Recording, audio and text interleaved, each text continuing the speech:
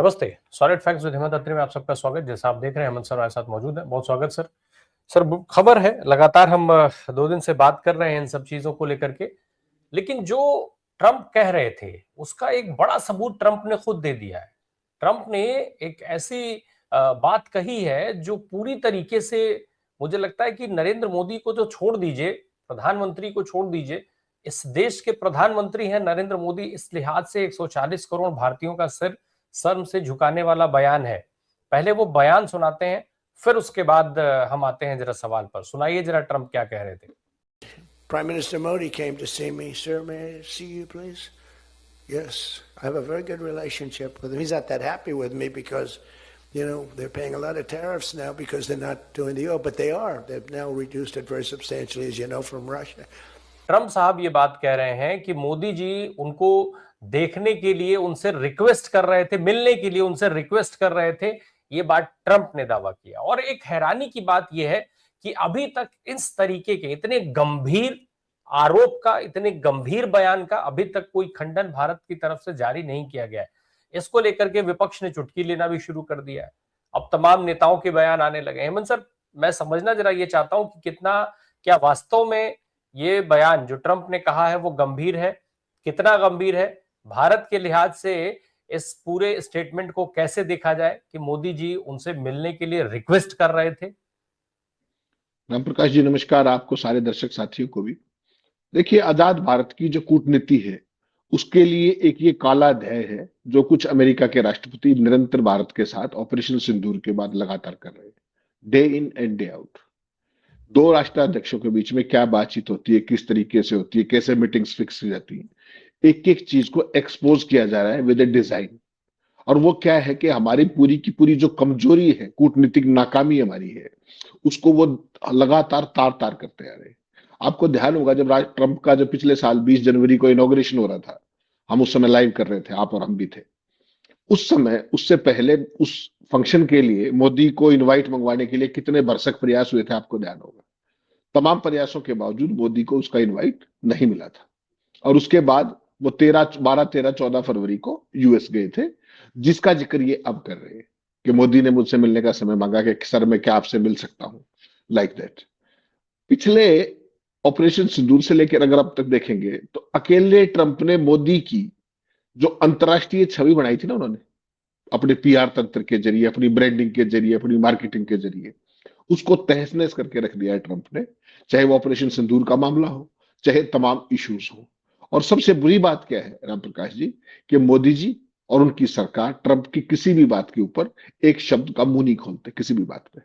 अब ये जो बयान जिसकी आप बात कर रहे हैं कि उन्होंने मुझसे मिलने का समय मांगा, क्या मैं आपसे मिलने आ सकता हूं, लाइक दैट, ये मोदी का अपमान नहीं है, ये हमारे अकेले किसी और, ये कंप्लीट पूरे देश का अपमान है कि किस तरीके से वो हमें फॉर ग्रांटेड लेकर के और हमारी सब तमाम फॉल्ट लाइंस को एक्सपोज कर रहा है।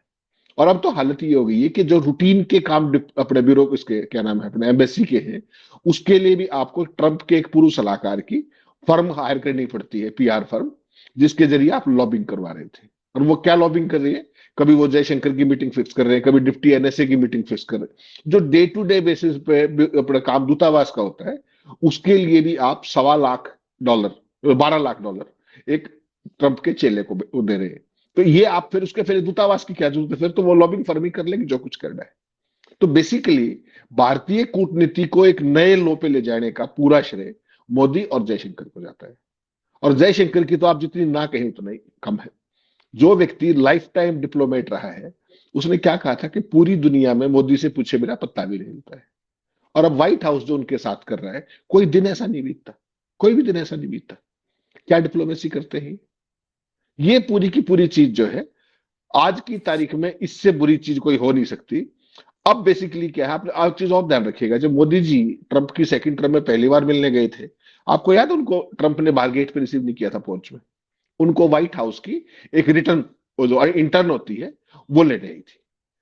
उसके बाद जो हालत एलन मस्क के साथ मीटिंग में आपने देखी थी, वो फोटो भेजा है मैंने, दिखाइएगा, बड़ा ऐतिहासिक फोटो है वो, 14 फरवरी 2025 का, जिसके अंदर मोदी बैठे हैं, जयशंकर बैठे हैं, डोवल बैठे हैं और ये सारे लोग बैठे हुए हैं। और ट्रंप मस्क के साथ कौन बैठा है, उसके बच्चे, उनकी आया, उसकी गर्लफ्रेंड। भारत के प्रधानमंत्री कभी आपने ये गद देखी थी? लाइव वीडियो थी, मैंने सिर्फ एक फोटोग्राफी भेजा है ताकि याद रहे कि मोदी जी ने ट्रंप के सिस्टम को एंटर करने के लिए, वहां पर दोबारा एंट्री पाने के लिए किस किस तरह के जतन लगाए। उस समय आपको याद है ना, मस्क और वो बिल्कुल एक दांत से रोटी खाते थे। वो सारी पिक्चर्स इतनी ह्यूज एम्बेरसमेंट क्रिएट करती हैं जिसकी कोई आप कल्पना कर नहीं सकते। अब सर, इस बात को लेकर के विपक्ष के नेता राहुल गांधी ने एक वीडियो अपना ही शेयर किया है अभी बहुत उस पे, और इस वीडियो को एक बड़ा कड़ा रिएक्शन माना जा रहा है। मैं दर्शकों को वो भी दिखा देता हूँ, जरा सुनाइए राहुल गांधी ने अपने कौन से वीडियो को जो है अभी हाल में शेयर किया है। कांग्रेस वालों को अब मैं अच्छी तरह जानता हूं, इन पर थोड़ा सा दबाव डालो, थोड़ा सा धक्का मारो, डर के भाग जाते हैं ये लोग। जैसे उधर से ट्रंप ने एक इशारा किया, फोन उठाया, कहा मोदी जी क्या कर रहे हो?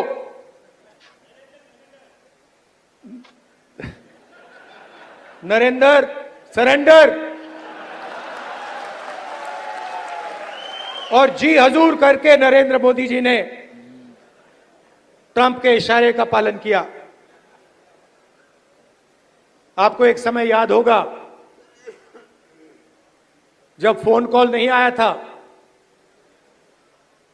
7th फ्लीट आई थी, 71 की लड़ाई में 7th फ्लीट आई थी, हथियार आए थे, एयरक्राफ्ट कैरियर आया था। इंदिरा गांधी जी ने कहा मुझे कुछ जो करना है मैं करूंगी।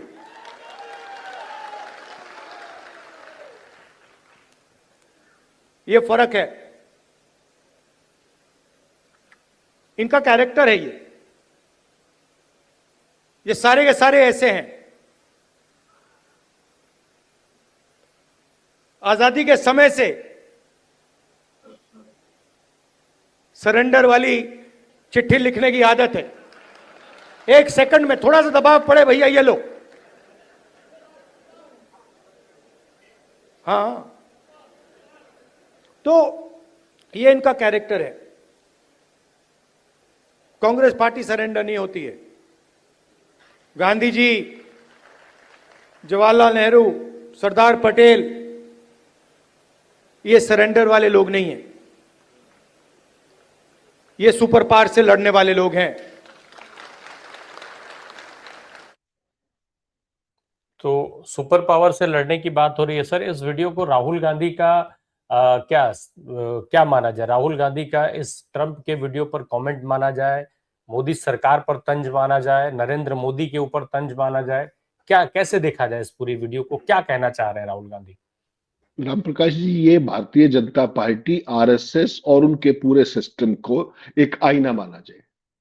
कुल मिलाकर के बात इतनी है। ये जो परिस्थितियां हैं जिसमें आप सोचिए कि अगर ट्रंप झूठ बोल रहे हैं, तो आप उसका खंडन कीजिए, और अगर सच बोल रहे हैं तो वो भी देश को बताइए कि ये हुआ था। भक्तों को बरगलाने के लिए बार बार इस देश का फलूदा क्यों कराया जा रहा है, सवाल तो ये है। और अब तो राम प्रकाश जी हालत ये होगी, डंका वंका तो छोड़िए, हाउडी मोदी छोड़िए, नमस्ते ट्रंप छोड़िए, अब की बात ट्रंप सरकार छोड़िए, वो सारी चीजें तो पीछे चली गई। अब तो हालत ये है कि डे टू डे बेसिस की जो चीजें हैं, अपॉइंटमेंट्स फलाना ये वो, उन सब के लिए भी अमेरिकी प्रशासन के साथ ट्रंप के एडवाइजर की लॉबिंग फर्म का उपयोग किया गया। आप सोचिए किसको साधने की कोशिश कर रहे हैं। देश का करोड़ों रुपया खर्च हो रहा है केवल किस बात के लिए, और ट्रंप लगातार बेइज्जती कर रहे हैं। ये डिप्लोमेसी नहीं है राम प्रकाश जी, ये ट्रंप हम पे दबदबा बनाने की कोशिश कर रहे हैं। लेकिन मोदी जी के मुंह से एक शब्द नहीं निकल रहा। जो विश्व गुरु, जो दुनिया के नेताओं को गले लगाते थे, अब कहां है वो? कहां छुप गए वो? अब आवाज क्यों नहीं निकल रही? भारत की जो पूरी ग्लोबल इमेज थी, जो मोदी ने जो अपनी इमेज बनाई थी लार्जर देन लाइफ, वो तो बर्बाद हो गई। हकीकत क्या है, अगर आप पिछले कुछ घटनाक्रम को देखें, जब से ये टैरिफ वाला खेल शुरू उसने किया, और जैसे आपने ट्रम्प टैरिफ से पे चुप्पी साधी, उसके बाद उसने 65 बार ऑपरेशन सिंदूर का जिक्र किया। तो हकीकत क्या है उसके, और अब ये इसने भाई साहब ने ये कर दिया। ठीक, वो मुझे खुश करने की कोशिश कर रहे थे, वो जानते हैं मैं खुश नहीं हूं।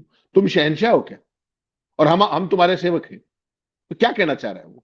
और उसके बावजूद सरकार का कुछ नहीं मुंह खुला, जयशंकर कुछ नहीं बोल रहे, पूरा सिस्टम, पूरी आईटी सेल, कहीं कोई आवाज निकल रही है? हकीकत क्या है राम प्रकाश जी, जो ये सारी चीजें हुई हैं, पहली बात तो इसका कड़ा प्रतिवाद किया जाना चाहिए था। तो राहुल गांधी ने उस चीज को मापा और उसकी तुलना की 1971 से, जब इंदिरा गांधी और निक्सन वाला जो पूरा घटनाक्रम था, 7th फ्लीट को भेजने की बात थी, उसके बावजूद बांग्लादेश एक इंडिपेंडेंट देश बना और पूरी दुनिया का भूगोल बदल गया। हकीकत यह है कि आज की तारीख में मोदी जी का जो ढोल था, जो डंका था दुनिया के अंदर, वो फट गया है। अब देश को असली नेता की जरूरत है जो इन चीजों को कर सके। पीआर के जरिए अपनी इमेज बनाने वाले व्यक्ति की जो है वो सारी कितनी यूटिलिटी है वो देशों ने भी देख ली और दुनिया ने भी देख ली। ट्रंप को तो मोदी का दोस्त माना जाता था, उसके लिए तो हवन करते थे आप। उनके खिलाफ कमला हैरिस चुनाव लड़ रही थी दूसरी बार, उसके बावजूद भक्तों ने किसके लिए हवन किए? ट्रंप के लिए। वो तो मोदी जी का दोस्त था।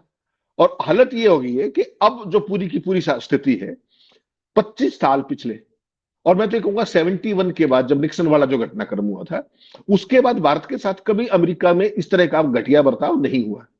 भारत को हल्के में लिया जा रहा है और सीधा सीधा ये 11 साढ़े 11 साल जो मोदी जी की जो ये पूरी की पूरी जो सो कॉल्ड जफलों में सी है, जफ्फी मारने की है, जो ठाका में सी है, ये उसका परिणाम है। इसके अलावा इसके लिए कोई जिम्मेदार नहीं। और जो लॉबिंग फर्मों का प्रयोग है वो डिप्लोमेसी का एक नया निम्न स्तर है जहां तक भारत का सवाल है। जो ये जिन मीटिंगों का जिक्र लॉबिंग फर्म ने किया है, बाकायदा फाइलिंग होती है वहां, तो आपको पता है हर चीज ट्रांसपेरेंट है। लॉबिंग वहां ऑफिशियली अलाउड है, संवैधानिक तौर पर अलाउड है। ऐसी मीटिंगें हमारे मिशन के द्वारा सीधे तौर पर मांगी जाती है। कभी भी अब तो लगता है कि ट्रंप प्रशासन ने बातचीत के भी नए नियम तय कर दिए हैं और सरकार के पास उसके सामने झुकने के अलावा और कोई चारा नहीं। सलाह देने और माहौल को समझने, सलाह देने और कुछ रास्ते खोलने, इनके लिए फर्म्स हायर की जाती है। मीटिंग्स और कॉल तो सीधे डिप्लोमेट्स ही करते हैं। अगर मीटिंग और कॉल भी अगर ये करने लगेगी तो फिर आपका ये क्या कर रहा है, आपका जो क्या नाम है जो दूतावास है वो क्या कर रहा है? तो कुल मिलाकर के पूरे सिस्टम को तहस नहस करने का काम इन्होंने कर दिया है। अमेरिका की जो लॉबी फर्म है SHW LLC, उसकी फाइलिंग में क्या लिखा गया है? पूरी की पूरी डिप्लोमेसी, जो हमारे जो डिप्लोमेट्स हैं वो भी सन रह गए हैं। उन्होंने कहा कि जो बताया है उसने अपनी उस रिपोर्ट के अंदर, पिछले 1 साल में विदेश मंत्री S जयशंकर से लेकर विदेश सचिव विक्रम मिश्री, डिप्टी NSA पवन कपूर और यहां तक कि भारतीय राजदूत विनय क्वात्रा जैसे कई भारतीय अधिकारियों की टॉप ट्रंप प्रशासन के अधिकारियों के साथ मीटिंग करवाई थी। तो फिर एमबेसी तो बंद कर दीजिए ना। एमबेसी किस लिए कर रही हो? ट्रंप को खुश करने के लिए। याद रखिएगा, ये जो फर्म है ये ट्रंप के एडवाइजर की है, पूर्व एडवाइजर की। उसको हर महीने 1.5 लाख रुपए, 1.1 लाख डॉलर दिया जा रहा है। कुल सालाना 1.8 मिलियन डॉलर, 18 लाख डॉलर, केवल किस लिए? इन सब कामों के लिए। किसकी है ये? जैसन मिलर की कंपनी है ये लॉबिंग फर्म, जो ट्रंप के पुराने सलाहकार थे। अब हालत ये है कि पूरी की पूरी जो इसके अंदर जो आया है कि जो ऑपरेशन सिंदूर के दौरान फाइटर जेट्स जो थे हमारे, उनको नष्ट करने के जो दावे थे, उसमें ट्रंप की भूमिका पर चर्चा को चुप कराना और ट्रेड बातचीत का भी खेल था। बताइए आप, इस लॉबिंग में अमेरिका के सीनियर अधिकारियों से संपर्क करना और मीडिया को प्रभावित करना भी शामिल था। तो फिर भारी एम्बेसी की तो जरूरत नहीं ना राम प्रकाश जी। फिर तो लॉ फर्म छोड़ दीजिए, एक ये PR फर्म छोड़ दीजिए। आपको अमेरिकी राष्ट्रपति की हिम्मत कैसे हो रही है कि भारत के प्रधानमंत्री का वो रेगुलर मजाक उड़ाए और सरेआम बेइज्जती करे? आप सोचिए, कोट एंड कोट उनका अपना डिस्क्रिप्शन हो सकता है। क्या कहा उन्होंने रात को? सर क्या मैं आपसे मिल सकता हूं प्लीज? ये दो नेताओं के बीच की बातचीत होती है। आपका कन्वर्सेशन का एक अंदाज हो सकता है, मेरा अलग हो सकता है। उन सब चीजों को इस तरीके से राजनीतिक मतभेदों को एक तरफ रख दें आप, इस तरह की बातचीत अपने आप में बहुत शर्मनाक है। वो हमें बिलिटिल कर रहा है, वो हमें डिमीन कर रहा है और हमारी आवाज नहीं निकल रही है। ये पार्टी पॉलिटिक्स नहीं है या पर्सनैलिटी नहीं है, ये हमारा डिप्लोमेटिक डिजास्टर है। इसको देखना पड़ेगा आपको। जिस तरीके से वो आदमी, मोदी शायद ट्रंप को खुश करना चाहते हो, लेकिन बार बार भारत में प्रधानमंत्री का मजाक उड़ाना, प्रधानमंत्री कार्यालय और भारत के प्रति सम्मान को निरंतर कम करता जा रहा है, जो परेशान करने वाली बात हमारे लिए, सबके लिए। राहुल गांधी जो याद दिला रहे, वो दिला रहे कि समझो, याद करो कि इस देश का कभी वो सिस्टम होता था, उसको आज आपने कहां खड़ा कर दिया, सो कॉल्ड डंके के नाम पे। तो वो डंका एक्सपोज हो रहा है। इस पूरे सूरत हाल से कोई भी देशवासी खुश नहीं हो सकता। ये चिंता की बात है, ये नाक कट रही है हमारी। और उसके बावजूद भी आपने PMO से कोई हलचल देखी है पिछले 3 दिनों के अंदर? उन्होंने जहाज में क्या कहा कि मोदी मुझे खुश करना चाहते हैं, उसके बाद कोई आवाज निकली? अब ये क्या कह रहे हैं, और लगातार आप देखिए कोई आवाज नहीं, कोई रिएक्शन नहीं। दो सर, दो राष्ट्राध्यक्षों के बीच में व्यक्तिगत बात नहीं होती है, ये बात तो मोदी जी पहले ही क्लियर कर चुके हैं। क्या वहां से लोगों को ये समझ लेना चाहिए था कि क्या बातचीत होती है? जब मोदी जी को लेने ट्रंप साहब नहीं आए, तब क्या इस देश के लोगों को समझ लेना चाहिए था, मान लेना चाहिए था? बहुत बहुत बातचीत उस पर हुई थी, लेकिन तमाम लोगों ने उस पर सवाल उठाए थे। क्या लोगों के अब वो सारे सवालों के जवाब मिल गए, ये मान लिया जाए? अंधभक्त जो हैं, जो आंखें बंद करके उस समय चिल्ला रहे थे कि देखिए ट्रंप की क्या गजब केमिस्ट्री है, कि राष्ट्रपति बनने के बाद सबसे पहले अगर वो किसी से मिले तो नरेंद्र मोदी से मिले।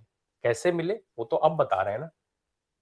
नहीं नहीं, क्या कहा था वक्तों ने कि मोदी के लिए कुर्सी खींच रहे थे ट्रंप, याद है आपको वो हाँ, सीन जब मोदी बैठ रहे थे? अरे भले आदमियों, ये सारे का सारा ये मीडिया का प्रचार है पोमेरियंस का, ये एक सामान्य शिष्टाचार है। राम प्रकाश जी, आप मेरे घर आए हैं, बेशक आप मेरे से छोटे हैं, मैं आपको तमीज से रिसीव तो करूंगा, गले भी मिलेंगे, बिठाएंगे भी, इसमें क्या खास बात होगी? सवाल तो उसके बाद की घटनाक्रम का है ना, कि उसके बाद क्या हो रहा है। उसके बाद तो जो कुछ हो रहा है वो सारा देश देख रहा है और किसी की आवाज नहीं निकल रही है। सोचिए ना आप, सवाल तो इस बात का है। हवाई जहाज में कहते हैं कि मैं खुश नहीं, मुझे खुश करना चाहते हैं। अब कल कहते हैं कि मोदी मुझसे खुश नहीं है क्योंकि मैंने टैरिफ ज्यादा लगा दिए, वो मेरे से मिलने के लिए बेचैन था। बताइए आप, कोई भी राष्ट्राध्यक्ष अगर आपसे मिल रहा है, बेसिकली ट्रंप की तो बदतमीजी है ही है, लेकिन वो बदतमीजी करने की हिम्मत कहां से आई उसके अंदर? मेरा तो सवाल ये है ना आपसे, क्या वो दुनिया के किसी भी और राष्ट्राध्यक्ष के साथ ऐसा कर सकता है क्या? क्या शी जिनपिंग के साथ कर सकता है? क्या वो पुतिन के साथ कर सकता है? क्या किसी और बड़े देश के राष्ट्रपति के साथ, राष्ट्राध्यक्ष के साथ कर सकता है? फिर हमारे साथ क्यों कर रहा है? ये तो कारण देखना पड़ेगा ना आपको।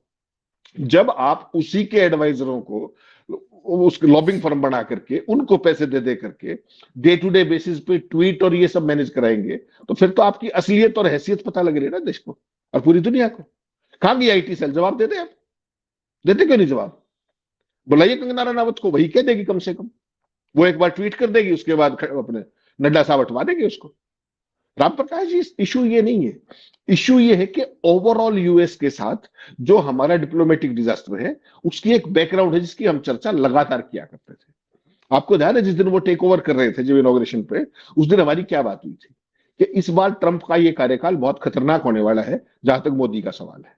और उसका भी एक कारण था, जब यूएनजीए के अंदर मोदी गए हुए थे, ट्रंप उनसे मिलना चाहते थे, अपने प्रचार में उनका प्रयोग करना चाहते थे, इन्होंने उससे मिले नहीं और उससे फोन पे भी नहीं है। तो वो आदमी कभी इन चीजों को भूलता नहीं। एक नंबर का सौदेबाज व्यक्ति है, धंधेबाज व्यक्ति है। पाकिस्तान के से उसको क्या मिल जाएगा? लेकिन भारत को बिलिटिल करने के लिए, वो क्रिप्टो के नाम पर अपने परिवार का धंधा बढ़ाने के लिए वो मुनीर को उठाए फिर रहा है। डिप्लोमेट्स नहीं, उसके रिपब्लिकन्स भी परेशान है कि भारत जैसे देश के साथ वो जो कुछ कर रहा है, लेकिन हमारी सरकार की आवाज नहीं निकल रही। आपको तो छोटे मोटे डे टू डे बेसिस के कामों के लिए भी किसकी जरूरत पड़ रही है? सोचिए ना, उसके लिए भी लॉबिंग फर्म की जरूरत है, जो बेहद रूटीन के काम है, जो मिशन का कोई भी व्यक्ति करवाता है, कोऑर्डिनेशन करते हैं और काउंसलिंग टच के अंदर रहते हैं। ये पहली बार देख रहे हैं आप, बताइए। और उसको भी नॉर्मलाइज करने की कोशिश कर रहे हैं। जयशंकर का तो पूरा जीवन कूटनीति में ही बीता है, इज ए कैरियर डिप्लोमेट। उस व्यक्ति के विदेश मंत्रालय में रहते हुए कैसे मोदी के साथ मीटिंग के अंदर एलन मस्क अपने बच्चों को, उनकी आया को लेकर कैसे आगे वहां? और आपने वो फोटो देखी, कितना एम्बेरसिंग है पूरे देश के लिए। हमारा पूरा नेशनल लीडरशिप बैठी हुई है और उसकी आया बैठी हुई है। और उस समय भगत क्या कह रहे थे कि बस भारत के अंदर ये निवेश करेंगे, वो करेंगे। अरे वो धंधेबाज आदमी, उसको अपना व्यापार करना है।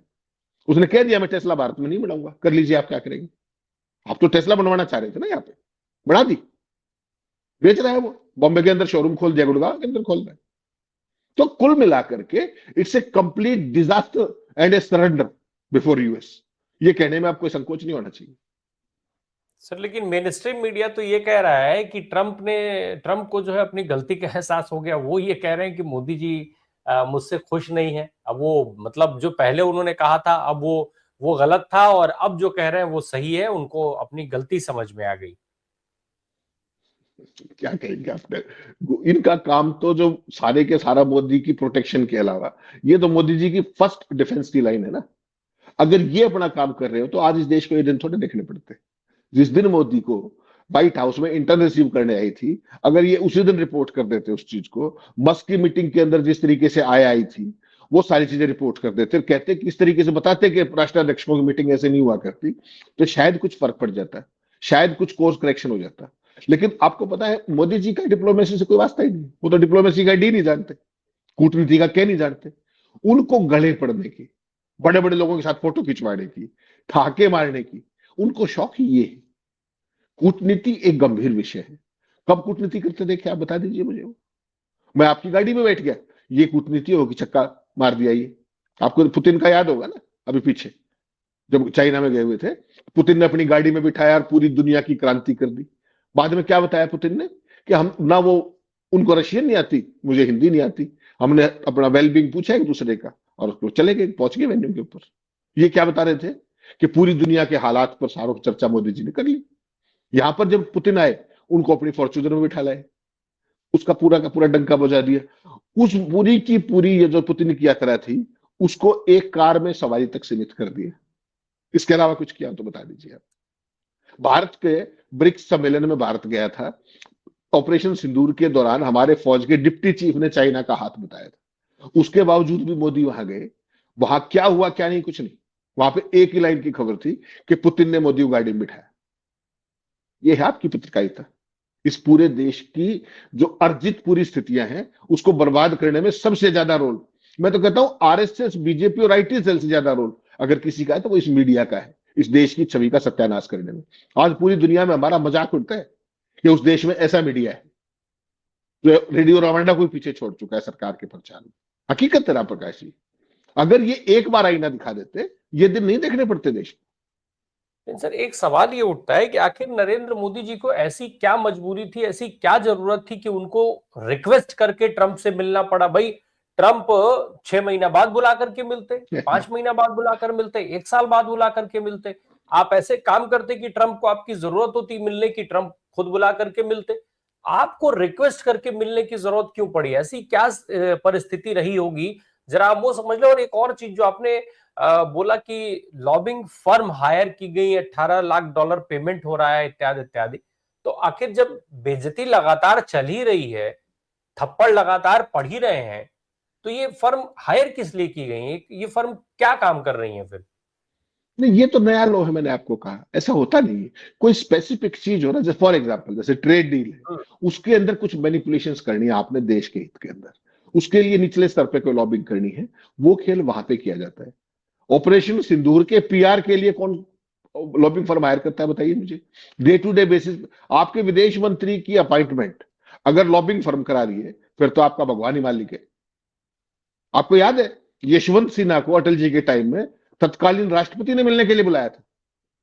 कभी होता नहीं, विदेश मंत्री से मिलता है, राष्ट्राध्यक्ष से मिलता है। इस देश की वो भी छवि रही है और इस देश की ये भी छवि रही है जो आज आपके सामने आ रही है। और उसने लॉबिंग फर्म ने सरेआम बता दिया कि ये चीज है, हमने ये काम किए, ऑपरेशन सिंदूर के दौरान किए, उसके बाद किए, उससे पहले किए, और सरकार ने उसको मना नहीं किया क्योंकि वो फाइलिंग है यूएस कांग्रेस के अंदर। आप कैसे मना करोगे बता दीजिए। तो कुल मिलाकर के ये जो सारी चीजें हैं, और जो आपने कही ना महत्वपूर्ण बात कि मोदी जी ऐसा क्यों कर पा रहे, मोदी जी डेस्परेट क्यों थे मिलने के लिए। जो अडानी के ऊपर एफसीपीए का केस है, ग्रेप वाइन क्या है, ग्रेप वाइन है, मुझे नहीं पता उसकी सच्चाई क्या है, उनकी इतनी हिम्मत हो गया नहीं। उनको कहीं ना कहीं ये मन में था कि कहीं इनके खिलाफ कोई बड़ी कार्रवाई ना हो जाए, अडानी के खिलाफ। वो आप सोचिए जब उसका ट्रंप का इनॉग्रेशन हो रहा था, उससे एन पहले भारत का विदेश मंत्रालय कितनी कोशिश कर रहा था मोदी को इनवाइट मिल जाए, मोदी को नहीं मिला। अंबानी तो वहीं कूटा गाड़ दिए थे, जाके डेरा हाँ, डाल लिए थे। वो वहीं पे डेरा डाल रहे थे। और अंबानी और उनकी धर्मपत्नी थी। और दूसरी बात समझिए, अमेरिका का आज सबसे बड़ा कंपिटिटर कौन है हर क्षेत्र में, चाहे सैन्य में, चाहे अदरवाइज आर्थिक उस पर, चाइना है। चाइना राष्ट्रपति चुने जाते ही पहला फोन शी जिनपिंग ने किसको किया, अपने ट्रंप ने किसको किया, शी जिनपिंग को इनॉग्रेशन के लिए इनवाइट किया उसको, ठीक। और हमारे रीजन के अंदर अमेरिका का सबसे बड़ा स्ट्रेटेजिक पार्टनर कौन था, हम थे। हमें कहने के बाद भी इनवाइट नहीं मिला। और कैसे मिला वो ये भाई साहब दावे कर रहा है, मैं तो आपको नहीं कहेंगे कैसे मिला, हम तो ये कहेंगे भाई ट्रंप दावा कर रहा है। तो भारत की सरकार स्थिति स्पष्ट करती ना अब तक। राहुल गांधी ने ये ट्वीट करने से पहले, समझो जो लिखा उन्होंने, वो ट्वीट करने से पहले उन्होंने 14 घंटे इंतजार किया। क्या पता सरकार जवाब दे दे ट्रंप की बात का, सरकार ने जवाब नहीं दिया। तब उन्होंने बताया कि ये नेतृत्व होता था इस देश के अंदर, तब उन्होंने इंदिरा गांधी निक्सन वाली वो सारी नेहरू जी और गांधी जी वाली सारी बात बताई। इसको ध्यान रखिएगा आप। तो ये तो आत्ममुग्ध राजा, और ये जो जितने भी आपके हैं डिडोरची जितने लिए घूम रहे हो आप, ये पोमेरियंस के नाम पर, मीडिया का काम जो है वो यही रह गया था, जिसका परिणाम अब आपके सामने है, पूरी दुनिया के सामने है, कि भारत के प्रधानमंत्री को टारगेट करके वो आदमी day in and day out पूरे पद की गरिमा को डिमीन करने में जुटा हुआ है, और आपकी आवाज नहीं निकल रही। बिल्कुल, जिस तरीके से हमने देखा स्थितियां जो सामने आई ट्रंप को लेकर के, और ट्रंप ने जो स्थिति भारत के लिए दुनिया में पैदा की है, इससे भारत सरकार और देश की 140 करोड़ जनता की हर हाल में बदनामी पूरी दुनिया में होती रही। लेकिन बड़ी संख्या में लोग यहाँ पर जो है वो मूक दर्शक बन करके जो देखते रहे। ये स्थिति शायद ट्रंप की बेइज्जती से भी ज्यादा खतरनाक है, और यही वो स्थिति है जो नरेंद्र मोदी और उनके इस पूरे गिरोह को, मैं इसको गिरोह कह रहा हूं, गिरोह में अब चाहे वो लॉबिंग फर्म हो और चाहे ऐसे लोग जो इनको इस तरीके का सलाह दे रहे हो, या फिर वो लोग जिनके लिए आप हर हाल में 140 करोड़ लोगों की इज्जत को दांव पर लगा रहे हैं, तो उस गिरोह की जो स्थिति है, अब ये सारी चीजें बहुत गंभीर हैं। देश कैसे समझेगा, कब तक समझेगा, ये देखने वाली बात होगी। बहुत शुक्रिया सर हमसे बात करने के लिए। Thank you so much.